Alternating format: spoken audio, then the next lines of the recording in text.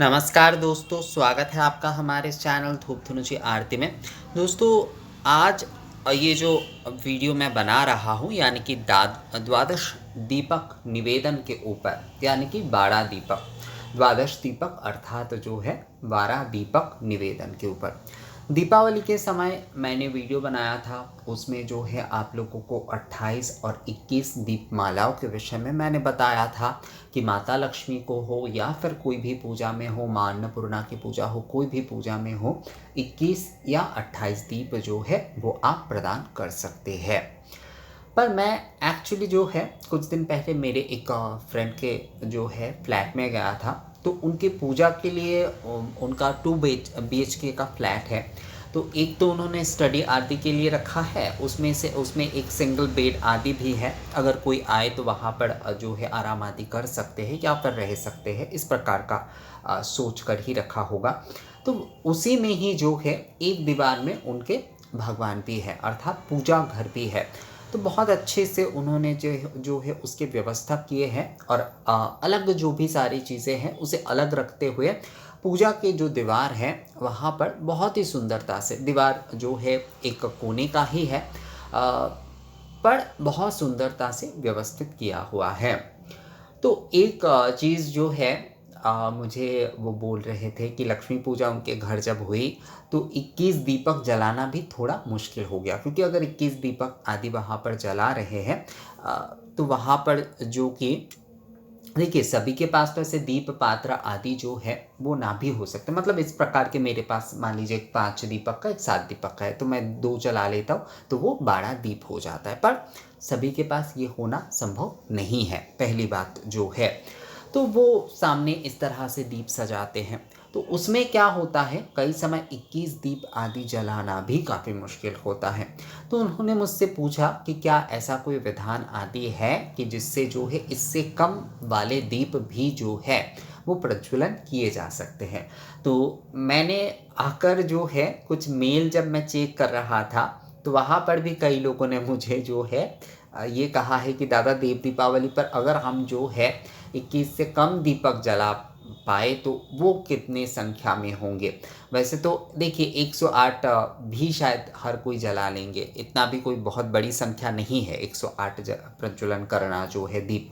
पर निवेदन के लिए जो है सच में एक विषय होता है, सही जगह पर रखना होता है, और थोड़ा अगर कम हो, मतलब आजकल हमारे फ्लैट आदि है, तो अगर कम दीपमाला में ही जो है एक शास्त्र विधि भी उसमें रह रहा है, अर्थात तत्व भी उसमें है, और एक नंबर जो है जैसे कि 12 की संख्या मैं बोल रहा हूँ इस वाले वीडियो में आप लोगों से, तो ऐसे अगर एक सीमित संख्या के भीतर ही जो है दीपमाला होते तो बहुत सारे लोगों के लिए सच में आसान होता है। तो ये वाले 12 की संख्या में एक्चुअल में जो है ये बहुत कॉमन नहीं है, ये बहुत कॉमन नहीं है।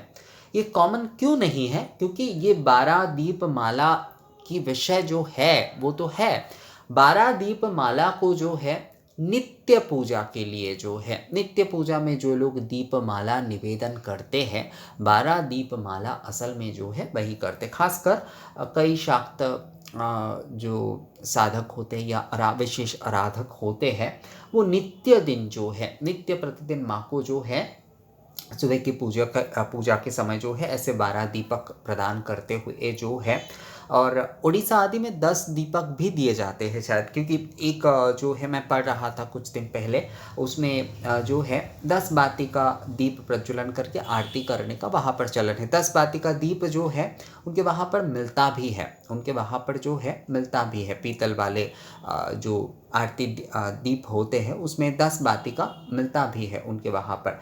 तो जो भी हो, मैं यहाँ पर उसमें नहीं जा रहा हूँ, 10 बाती के विषय में नहीं जा रहा हूँ, क्योंकि 10 बाती का सही है, क्योंकि वो अग्नि के 10 कला के प्रतीक है। पर यहाँ पर क्योंकि मैं 12 दीपक के विषय में ही बात कर रहा हूँ, वो अग्नि के 10 कला के प्रतीक के रूप में वो दीप प्रज्वलन करके आरती करते हैं। पर यहाँ पर ये जो 12 दीपक है, ये 12 दीपक के पीछे का मूल तत्व है कि ये सूर्य के जो है, सूर्य के 12 कलाओं के प्रतीक है। अग्नि के 10 कला और सूर्य के 12 कला होते हैं। कई कलाओं के नाम जो है एक ही जैसे होते हैं, क्योंकि एक ही होते हैं, क्योंकि सूर्य जो है वो अखंड अग्नि ही है। इसलिए कहा जाता है अग्नि ही सूर्य, सूर्य ही अग्नि। अर्थात जो है और अग्निहोत्र आदि विधान में भी कई जगह पर यही कहा जाता है कि जब तक सूर्य है तब तक अग्नि के नहीं, और सूर्य अस्त के बाद जो है अग्नि की उपासना, यानी कि अग्नि माध्यम में उपासना होगी।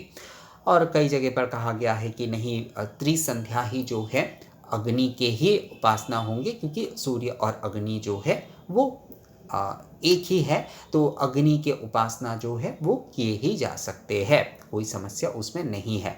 अर्थात दोनों मत ही एक ही विषय कहता है कि सूर्य ही अग्नि है, तो सूर्य जब तक रह रहा है तब तक अग्नि प्रज्वलन नहीं, सूर्यास्त के बाद अग्नि। और एक मत ये है कि नहीं, अग्नि से ही जो है तीनों बार की अग्निहोत्र जो है वो किया जा सकता है। उसी तरह से तंत्र विधान में भी जो है हमारी जाप की संख्या आदि में जो है दीपमाला प्रदान करने की विषय है, दीपमाला प्रदान करने की विषय है। तो मैंने आप लोगों को 28, 108, 21 के बारे में बताया है।